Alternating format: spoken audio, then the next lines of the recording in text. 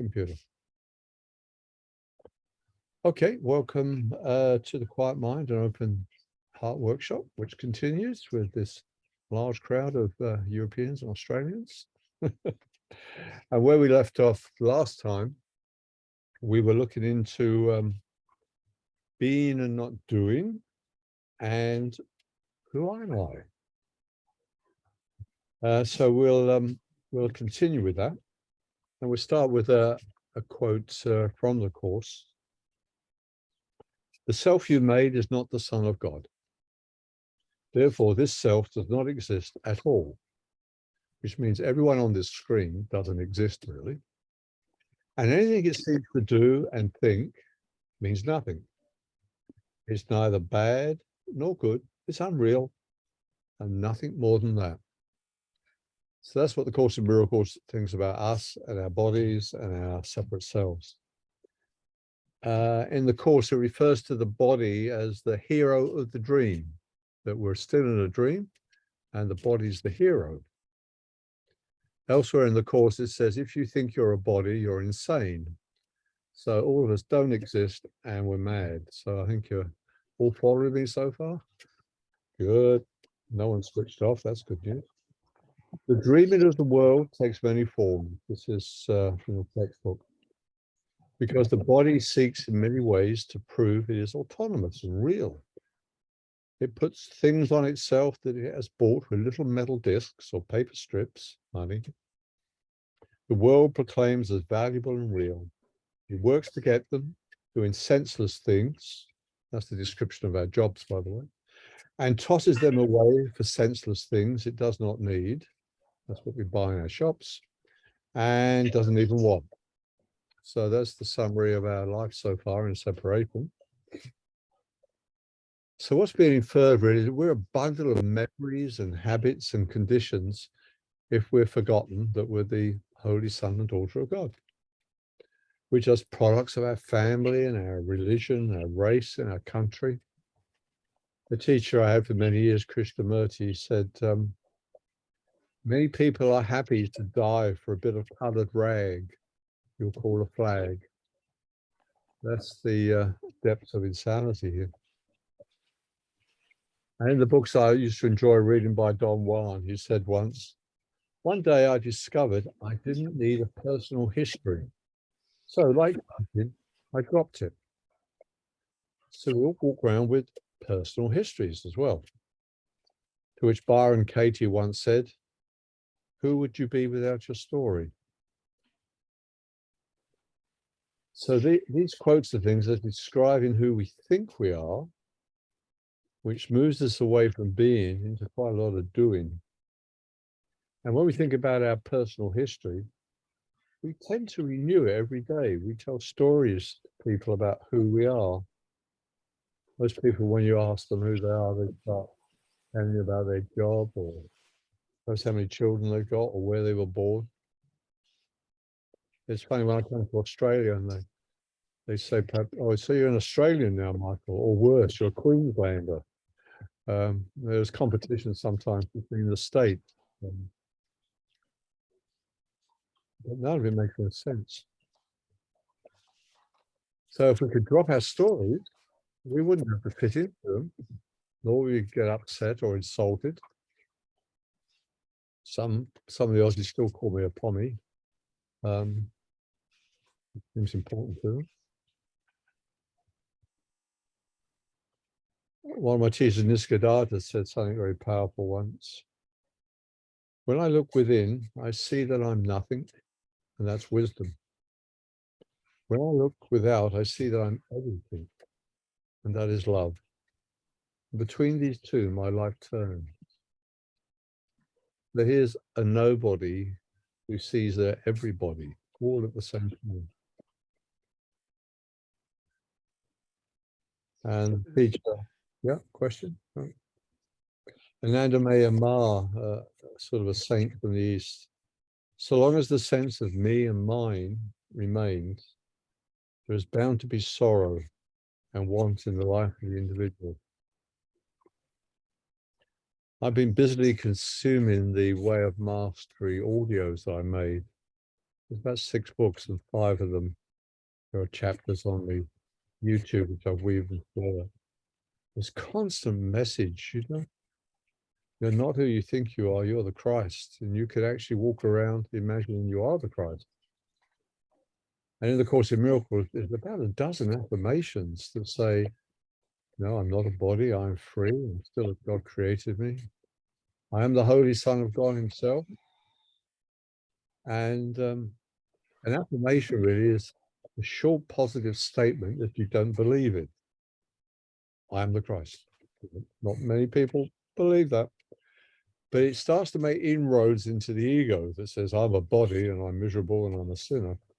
And that seems to work in our society. You know, religions have done quite a good job, the Christian ones, of converting a few million into sinners because they just heard it repeated in church. So Jesus through J.M. and Tina are saying, you could walk along and say, I'm the Christ, and today I will extend love to all who I meet. If you keep that up long enough, you start to realize that you are the Christ. Anyway, that's homework for next time. Okay,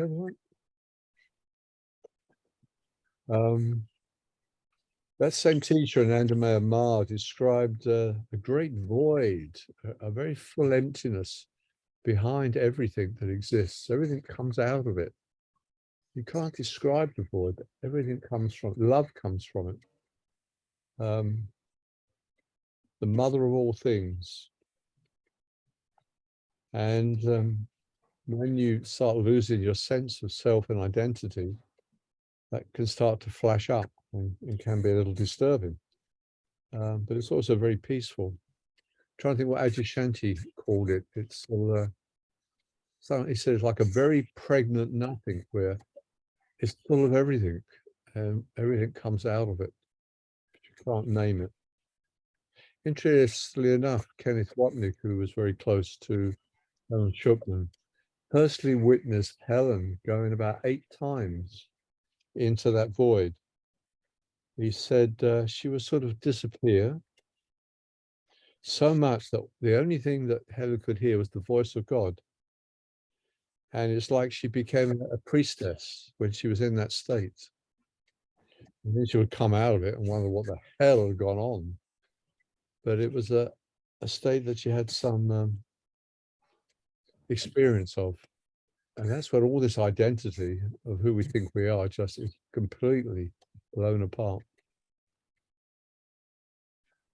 Tibetan teacher said, you live in illusion and the appearance of things. There is a reality, but you do not know this. When you understand this, you will see that you are nothing, and being nothing, you are everything. Which is also what Nisargadatta said. And in the text, there's a little prophecy of what's coming.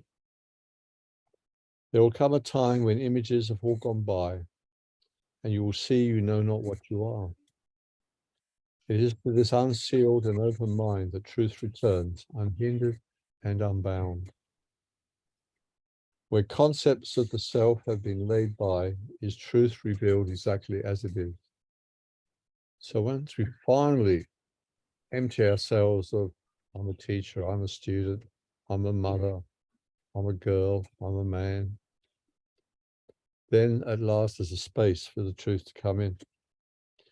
And the ego, of course, is absolutely terrified of that because it's absolutely sure of what it is.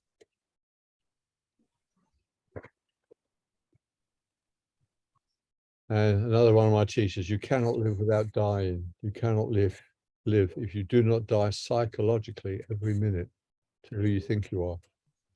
A little diagram came into my mind one day of how I was sort of perpetuating myself on the spiritual path. So I'll just bring the share screen up. So here's Michael walking on his spiritual path. And obviously he's on the way to God and to enlightenment. And up here is God's finger. And if God could just touch me, I would awaken. I'd have a spiritual awakening. And to prevent that happening, I keep moving as fast as I can. Because I think, I want this. There's some guidance said to me, you keep moving on your path, because if you stopped, you would wake up. And though you think you want to wake up, you're rather afraid of that. So we may move from materially doing and see through that, and then we become spiritually doing, and we're in the same boat. We don't give, God a chance. Anyway, that's what came to me. What's that phrase? Give God a gap. Give God a gap. So we need to get quiet. I mean, the Course's approach is you'll get quiet if you learn to forgive, if you stop judging, if you stop projecting. And the line in the Course, the memory of God comes to the quiet mind. I've got a cartoon next that you may have seen before, but it's worth seeing again, which sort of contrasts the beer and the doer. And it's from an Australian cartoonist, Lunick. It's called The Plodder. We'll start over here. Here's the plodder, this guy here. He's a being person. Over here is the doer. You may not be able to read this on a small screen. So here's the doer talking to the beer. You'll get left behind. How wonderful. You'll miss out. How lovely. You won't achieve your personal best. How enjoyable. You won't be influential. How true. You won't be attractive. You won't be clever. How divine. You won't know what's happening. How peaceful. I think I can hear Lena's laughter. She likes it. Yeah. That was a good one. You like that, Lena? That's our Australian. It is a good one. Yeah, he's got a few Yeah. books of cartoons rather like this, the Lunick cartoons.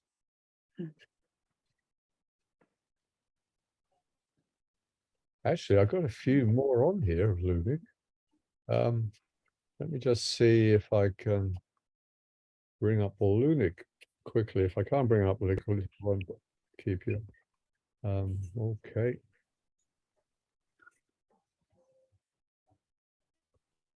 Boom, boom.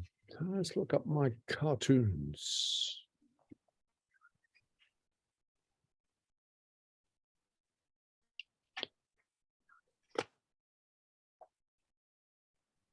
There he is.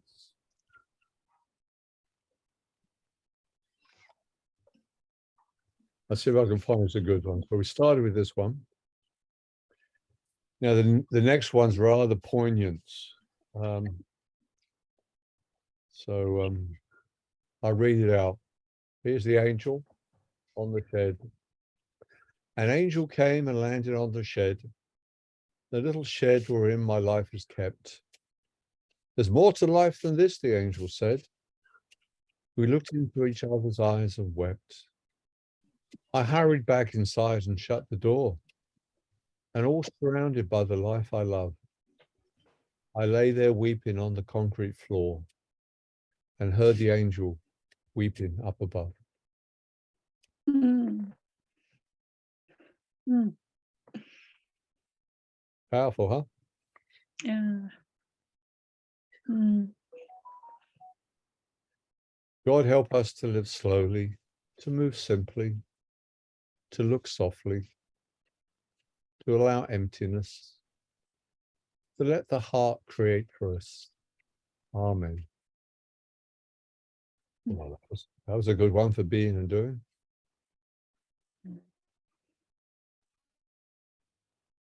Here's someone escaping the cage. And someone inside the cage says, another loser has been phased into obscurity. Keep safely in your cage, everyone. Yeah. See, we got another one. One on solitude. People into being often like a bit of solitude. Solitude, a simple den, a piece of paper and a pen, a cup of tea, a piece of toast, a window and the Holy Ghost. Some calm, a table and a chair. The mind is free, the soul is bare. There's love to make and a life to hold.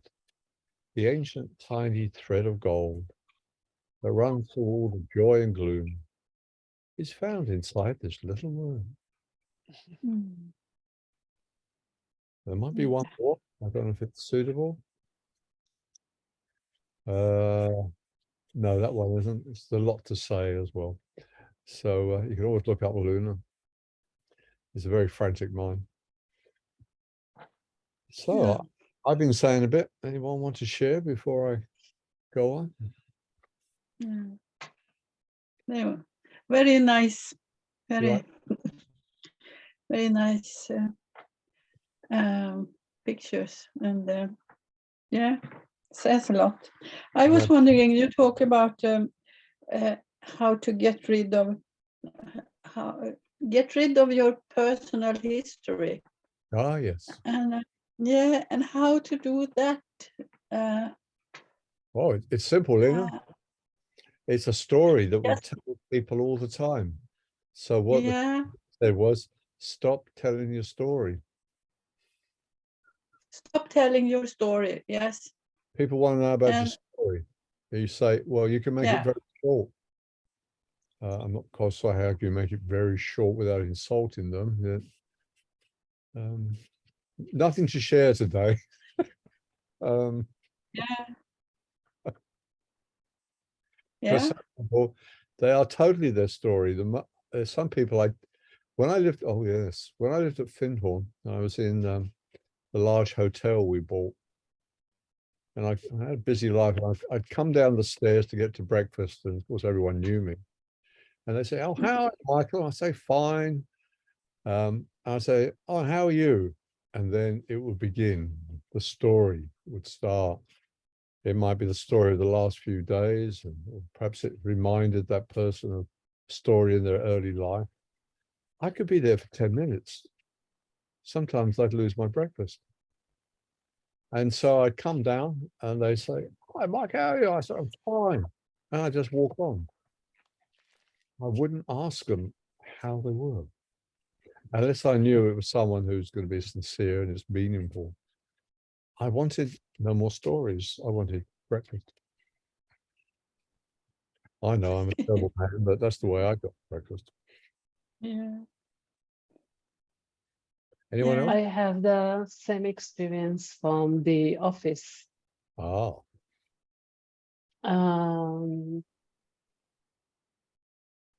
So eventually I try to avoid communal lunch. And every time people ask me, "Oh, how are you?" Great. Everything was just great. And I never asked back, "How are you?" Because I knew the story will begin. yes, yes. It's easier in Australia because the greeting here, it got me confused when I first came. I'd walk down the street for the first time and I'd say, "Hi." They say, "Hi, how are you?" And I draw in a breath, but by then they walk past me. No one is expecting the answer. So it's okay here. You just say, "Oh, great. How are you?" "Great." Everyone's great in Australia. It's wonderful. Suicide here, but everyone's great. Yeah. Anyone else have anything? But Michael, when you are saying that don't tell your story, are you? I don't understand the concept completely. Are you then saying that you should not work in psychotherapy by going back to to past episodes in our lives? Oh, good question. Yeah, there is certainly a place for the story when you need therapy, say, then, and when I work with people, I want to know all about their story. But it's not because we're going to just gossip about the story. It's going to give me clues to what it is that needs healing. It has a different purpose. It's a story with a different purpose. And we're not swapping stories and saying how victim we are today. we're exploring leads in psychotherapy that we can follow. And once we got them, I changed the whole session. I lay them down and get them in touch with the feeling in the body. We stopped talking about stories altogether. Can I ask a little question? Please, Ingrid, always. Yeah, I looked at all the cartoons, very enjoyable, and they were all about being, not doing. And I was thinking, before I moved in my life, I had more time for being, as I didn't move to a farm where I had so much stuff to do. Oh, So now this has been on my mind a lot.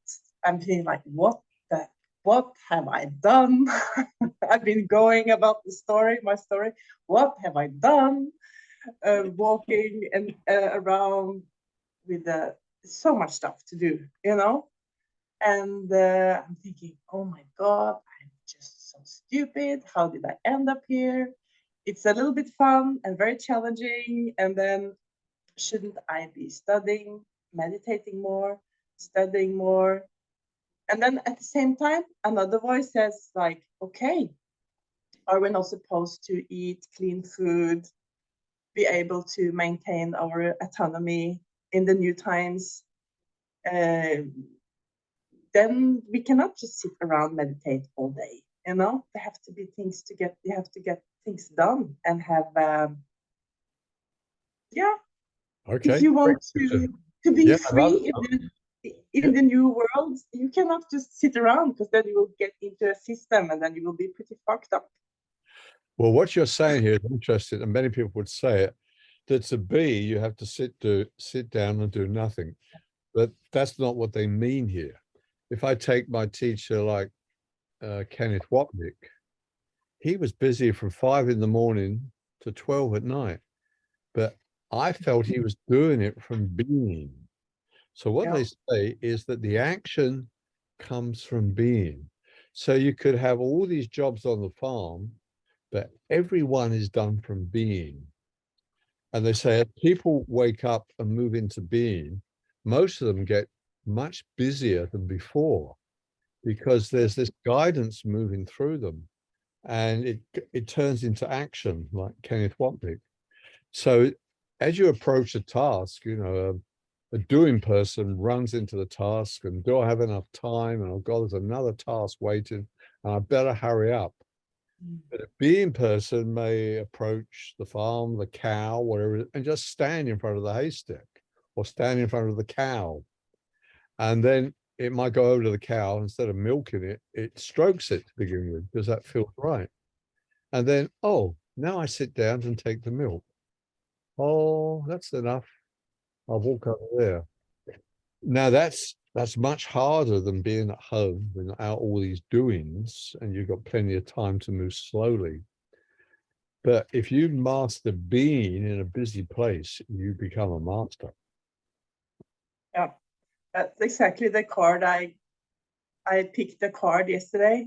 Yeah. And it said exactly the same things as you did. And then I really had to look at, how am I doing things? What is stress? And how do you add stress? And how do you be in the world, you know? Yeah. So for me, it's been really interesting lessons in the last weeks. And you may have moved to this place to learn that lesson. I guess so. I guess so. Can I have a comment there? Please. Because last week I was visiting Ingrid. We were talking for half hour or something, and I didn't tell you, Ingrid, but I noticed something when I came there, and especially also when I left. It was such a peaceful feeling there, atmosphere there. That feeling in the air you didn't have in the other apartment you were living. So I think the potential is great there to find the peace. And another thing, we have the land. You can grow and survive for 100 years if you want that.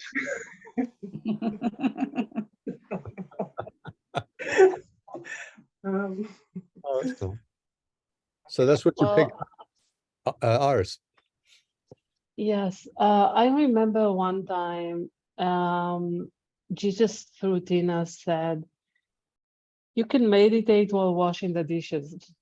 Yes. And I thought, this is weird, but I now realize it's about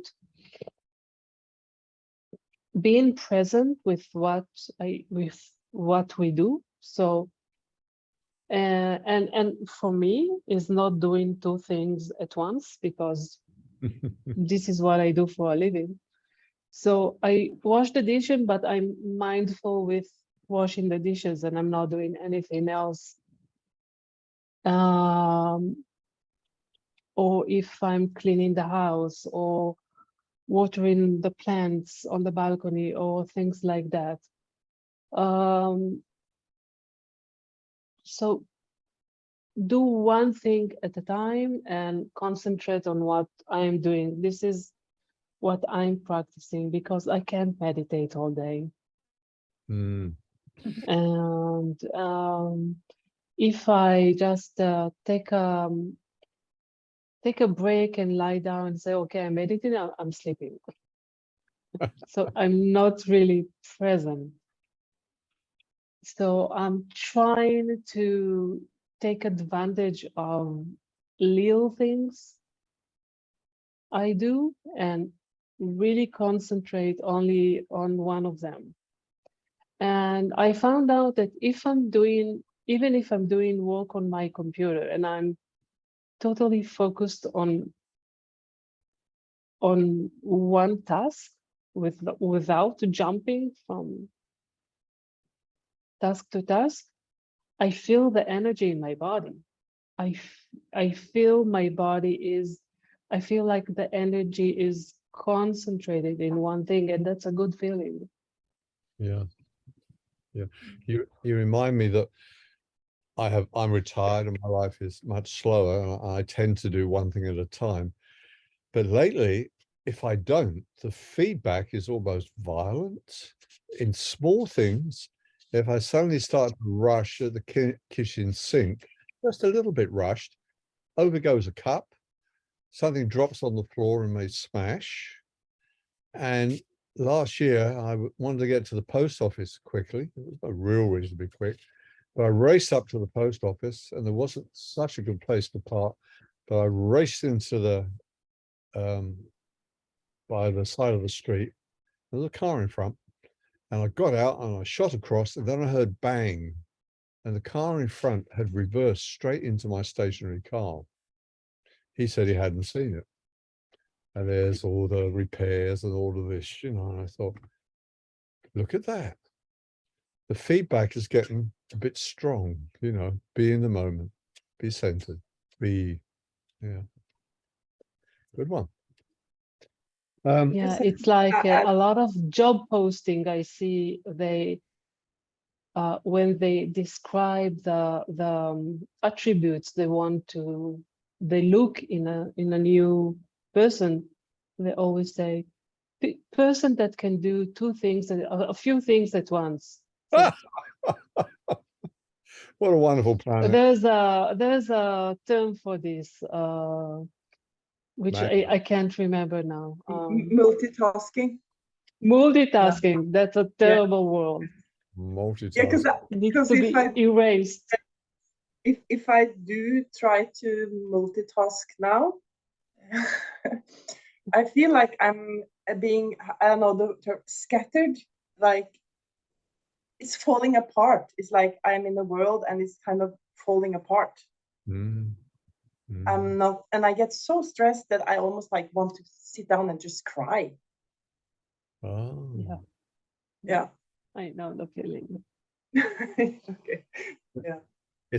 It's a bit extreme, but I remember a true Zen story where all these monks were living and meditating for years. And this monk had been given a koan for like 10 years, saying the same old statement, what's the sound of one hand clapping? And he thought he mastered it, and he was really present, and he was aware, and he was single-minded, and he was being. And it was raining, and he went to his master for the interview, and he got in on, and took off his umbrella and his boots, and he went to the master. Master, I need a new koan. He said, When you came in, did you put your boots to the right or the left of your umbrella? I don't know. Go back 10 more years, same cone. That's supposed to be a true story. That's taking it a bit far, but it's making a point. Okay. So on the subject of doing versus being, you know, we're so obsessed with doing that we have no time and no imagination left for being. And as a result, people are valued not for what they are, but for what they can do. So if you can do 3 things at once, but you're irritable, that's all right. You've done 3 things at once. But shouldn't you perhaps value a peaceful and loving and kind person?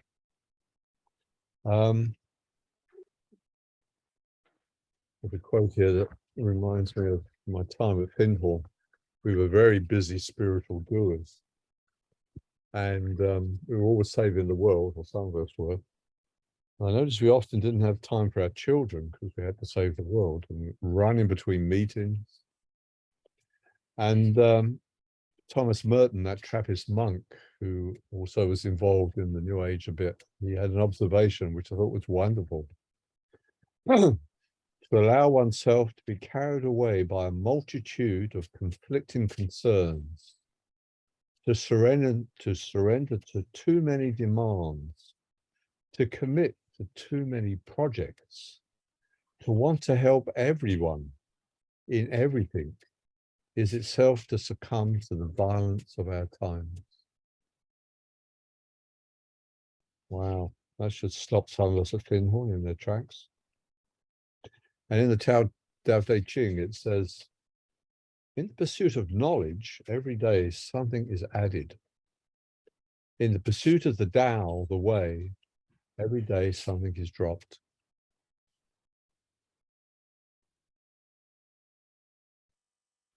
I think we could stop here and do an exercise in connection with who am I? So this is decision moment for Bjorna. You can find out in this exercise, Bjorna, who you really are, or you can drive the car. Now,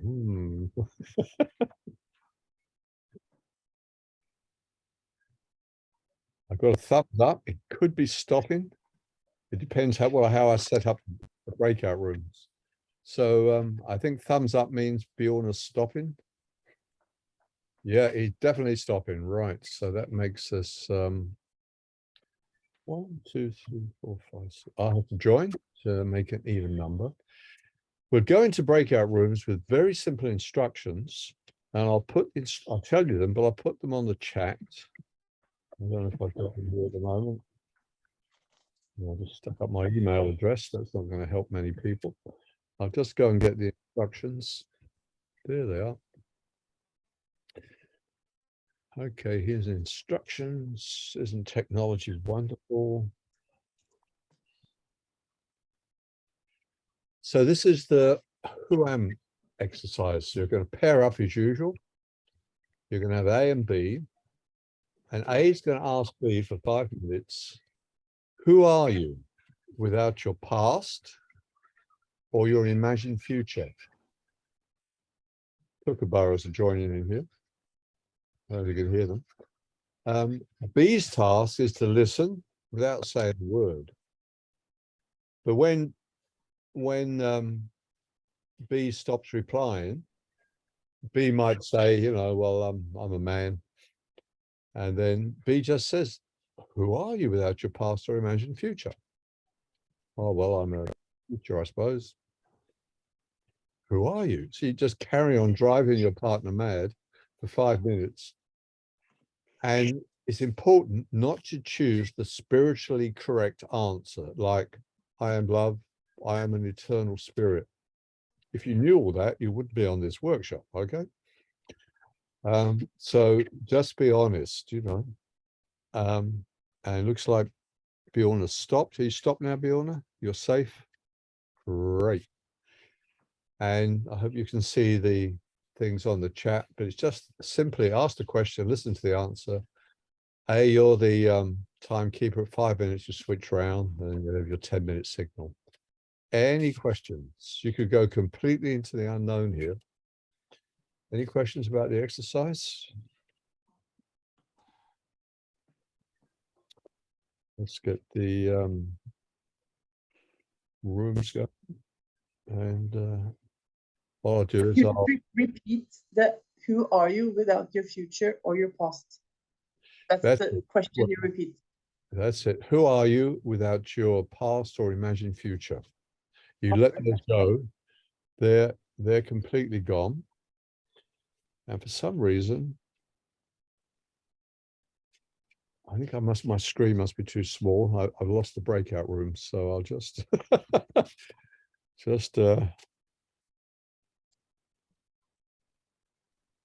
there they are. They've just appeared. I made the screen a bit small because I put the chat up, and we are 8 people. So I'll just put some numbers in. And I've got to get myself into this.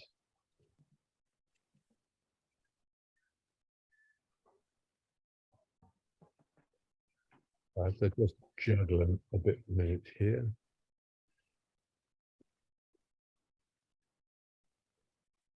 Oh yes, I could do that and that. And then I could join the room. Okay, I'll open the room now and then I'll join.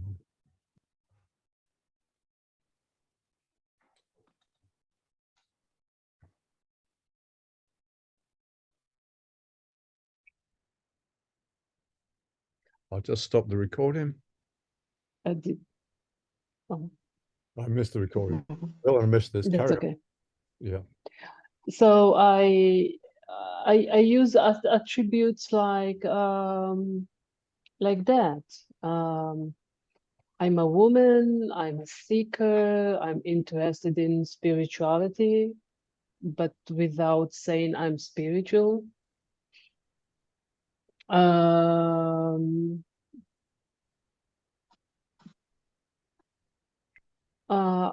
a person who likes to enjoy things like that. Yeah. Things that if you don't know me as a person without telling you my story, you can know something about me. I'm sensitive, I'm curious, things like that. Mm. But I guess you could attribute that to the things that have happened in your past, couldn't you? Because you are, Yeah. do you know what I mean? Like you're those Yeah. things because of things that have happened Well, that's in a past that didn't exist. I certainly think that influences. That influences yeah, those things. Yeah. But Oh, maybe it's in the maybe it's in the blueprint. Yeah, in the blueprint. You know, like it's in your blueprint, Iris. So you will have a certain experience here. And then that gets Mm. modified by the experience. So I came in very curious about how things worked. Mm. And that governed my life. I'm into electronics, and then my experiences will modify that, like Jill was saying. Yeah. I started the recorder a bit late. So Lena was saying she and her friend didn't know who they were. I said I knew as I could get to was awareness. And then you heard Iris talk. Anyone else want to come in? Yeah, can I say a little bit of something, please? So myself and Paula was in the room, and what I quickly realised was that I sort of knew this, but it brings it home to you when you're addressing the questions directly. It was your past experiences. You rely on those to basically worry about going forward. So the past sort of promotes fear, right? So if you let go of the past, the anxiety of the future is gone because there's only now, right? Which I run the risk of going down the spiritual route. I'm not supposed to. That wasn't the exercise, But also, although I'm very grateful for all the lessons, relationship lessons, all these Course in Miracles, way of mastery, anything I've encountered, I'm grateful for all the experiences. If that was taken away because there wasn't the past, I could be grateful because so it takes away the gratitude thing because there's no past, right? Well, then I feel slightly guilty because I can't be grateful for now, you know. So what I sort of deemed was that I'm just grateful for the present. So rather than labeling myself, I like the term labeling that somebody used earlier. Rather than labeling myself, I was not labeling myself at all. I was just in the now, and that, you know, and that was difficult because I was dropping into the realms of spiritual. So, you know, I think once you've seen, it's difficult to unsee, isn't it? If you've seen some spiritual stuff, you can't like park it and think, well, what would I have been without knowing these few things I've just recently learned? So I'm waffling. I don't know. I really know what I'm saying. So, I understand. Like, on to somebody else. we've all been learning Course in Miracles.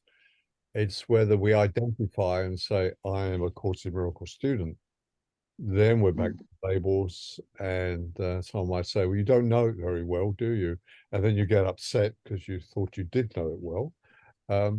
So the past can bless us.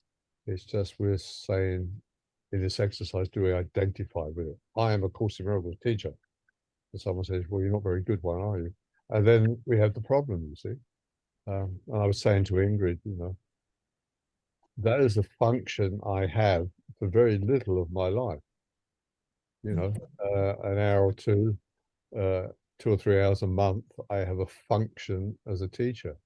After that, I have a function of what did one of the women at the cafe say? They called me the happy wanderer. They just see me wandering around the place, sitting on seats, staring out the sea, drinking cups of tea, you know. So I have the function of the happy wanderer. Anyone else want to share? Yeah. I just had to share the same. I shared when I woke up this morning. I was in the middle of a dream. I was in Krakow. I was walking in the streets, and then I had these shops where you have big windows. And then in some of these shops, there was a little kid sitting in the corner here. And he was like 5, 6. He had a backpack, and he had like this duffel coat you use in England. And he had a mom on his side, like protecting him or supporting him. And he was just in the monitor or in the window to share his experience because he was logged onto the universe. So he was universal knowledge. So he knew everything. So he was unprogrammed. He was not aware of himself in that way. He was just present, sharing without the ego, just being at some sort of service for them if you want it, if they don't want it. And he had the mother on the side who knew of his capacity. So the mom was just in a way protective. And then I was thinking, I woke up this morning, went out quickly with the dog. And then this image come up as a child of God. Because I've said in the end, like, I am a child of God. And so that felt like a pure, in a way, it was in my head then, from this morning. Mm. And was that a feeling that went with that as well? Yes, it was a feeling. He was just naturally a child of God. Oh. And he was connected to his presence as a child of God, as we all are, but we take on different roles and agendas all the time. And in the dream, I was having a lot of roles and agendas and was with my old, not boyfriend, but a male friend I used to have. We're not so much close anymore. So I was like, am I friends with him anymore? Are we not friends? And I was going through all these dilemmas. And then he was just sitting in the window, this kid. Oh, that's sweet. Yeah. Mm. Thank you. Mm. Anybody else find out who they were?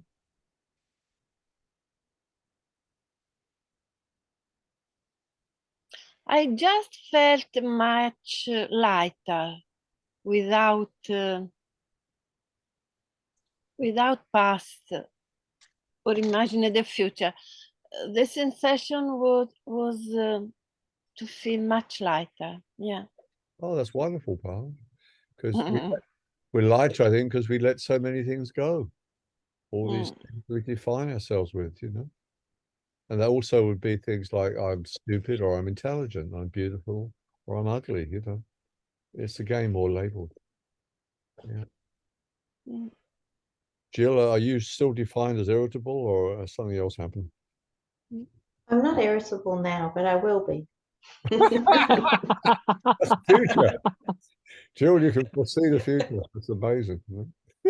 Actually, I have got something to share, and I should have shared it earlier on instead of my glasses and irritability. But I went to the gym and did a class the other day. And normally they have like quite upbeat music, you know, to do your weights with, you know, and you can just, you know, keep up with it. And it's pretty quite uplifting, really. I mean, you know, it's just like pop music or whatever it's called these days. And anyway, the lady said, "Oh, I don't know what to do. I'll try a different playlist." And she went on I think it's called Spotify or something. Anyway, she put this thing on and it was just going through these different songs. And I suspect it may have been, but I don't know because I don't know anything about music, like heavy metal, heavy rock, something like that. Anyway, so I'm doing my exercises. She's doing hers out the front, and we're all following. We've got weights, and I was really, and when I left home, I was really looking forward to this class. I thought I'm going to up my weights, and I'm going to, you know, I'm going to really enjoy myself here, and I always do. And I was doing it, and I thought, what's wrong with me?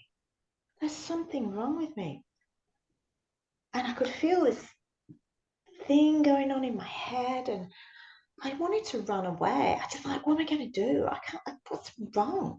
Anyway, we lay down and we're doing these weights. And then all of a sudden I thought, it's this music. Oh. And I'm actually pushing these weights up and I'm going, for God's sake, turn it off. And I'm getting more and more irritated. And I actually think that's where it started. And I couldn't handle it. And I'm not talking about, oh God, this is terrible music, turn the bloody thing off. I mean, I was really suffering. Yeah. And it was suffering to the point where I could have just thrown the weights away and ran out of the room. That's how bad it was. And then she said, I'm going to change the music. I'm thinking, yeah, change the music for our cool down.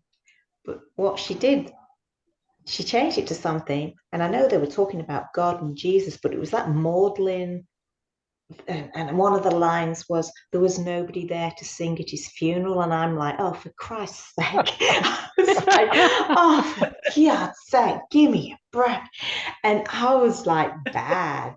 And so isn't that funny? I don't know why I told you that now, but it was just that, you know, that's the only thing I can think of. It was the frequency of the music, just like terrible. No, I totally understand. That's happening more and more to me. There was a cafe I used to go into some miles away, and they used to have a radio, and mainly was talking, it was okay. And at the other end of the cafe, they installed a television, and they turned that on. And I had the radio in one ear and the TV sound in the other ear. And I went up to the bar and I said, this is crazy. I'm getting two sound streams. Can you turn it off? And they looked at me as if I was strange, if there was something wrong with me. And I could see that when there wasn't many customers, the people in the kitchen were coming out and looking at the television. They loved it. So it was for them, really. And I said, look, I can't come here like this. And they just stared at me. It's like, who's this weirdo? And I didn't go back there. I just didn't go back there. And it's happened in other cafes. I've got up and said, can you change the music? What's wrong? It's shouting. And then another cafe was, they had the television on again, and then the adverts would come on. I'm trying to have my breakfast. If you buy 2 now, you'll save. Oh. Now I get up each time and I say, I don't want to hear adverts when I'm listening to eating my breakfast. And they look at you and go, all right, sir, all right. And they turn it off, you know, but the world's gone mad. And it's supposed to be the thing to do. And most people actually like it. It stops them thinking about who am I? Yeah. Yeah, I feel the same. I usually ask taxi drivers to close the music. Mhm. If they listen to the radio, I ask them to close it. Yeah. Because I don't want to hear the ends. And yes, I'm very sensitive to music as well. I found out, yes. I think it's a good sign because it's unnatural. And I had a taxi driver, it was an hour's drive from the airport to my children. And he turned on this quiz show. So there's all these trivia questions, you know, who was the Henry VIII's 7th wife? Good. Oh, And I said, please, please. But he loved it, you know, he got him. I'm quietly going mad. There is a way of dealing with it, you know, but it's a real exercise, you know, totally in the now. They're just sounds, you know, and I'm not judging them and I'm not criticizing them, but do I really want to get into that exercise, you know? I suppose if there was no choice, but otherwise I just say, stop, please, you know, especially if I'm spending money with them. That's way. No, I think it's a great sign that we can't put up with this nonsense, these frequencies. I remember when you first said heavy metal, Jill, I saw Iris's face go. Well, there's another one. And yeah, we shouldn't be able to put up with this nonsense. And then we got all the invisible radiation from 5G and being near cell towers, and that some of us literally need a lot of protection from. I'm ready to get my paint and silver paper if they put a 5G area outside my house. Hey guys, it's been a great session. I'll just one comment from here. oh, Bjorn, go for it. I do like it, you know, mostly quiet, but sometimes when I'm in got my hair in a saloon or in a place they play music, or a cafe sometimes, and okay, music is maybe nice or maybe not nice, but when I'm getting annoyed of it, and I think I cannot stand here, and I'm feeling so sorry for the people working there. They have to listen to this music all day long. 8 hours or whatever. They have no choice, you know, or quit the job or whatever. I cannot work in a place like that. That's nice to have the compassion. I think that helps, doesn't it? Put up with it. Yeah. Good. One little housekeeping thing. We've got a full house tonight, but we only had 3 people say yes by 9 o'clock Brisbane time. And ideally I like 4. I mean, technically I could have said no workshop, but everyone piled in after 9 o'clock.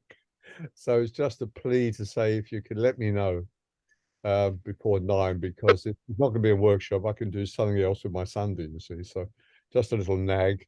And some of you can't. I know you might be busy or something falls through and that happens. But if you can, if you let me know by 9, that would be great. So I had a feeling there'd be more coming. So I'm so glad, because it's been just a lovely time for me. Just, being with you all. It's been great.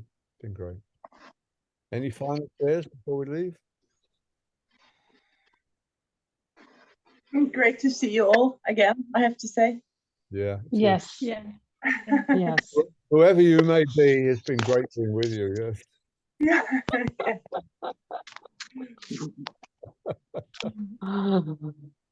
Okay. Thank you, Michael. Thank Thank you, everyone. everyone. Thank you. Bye. Thank you. See you all soon. Yeah.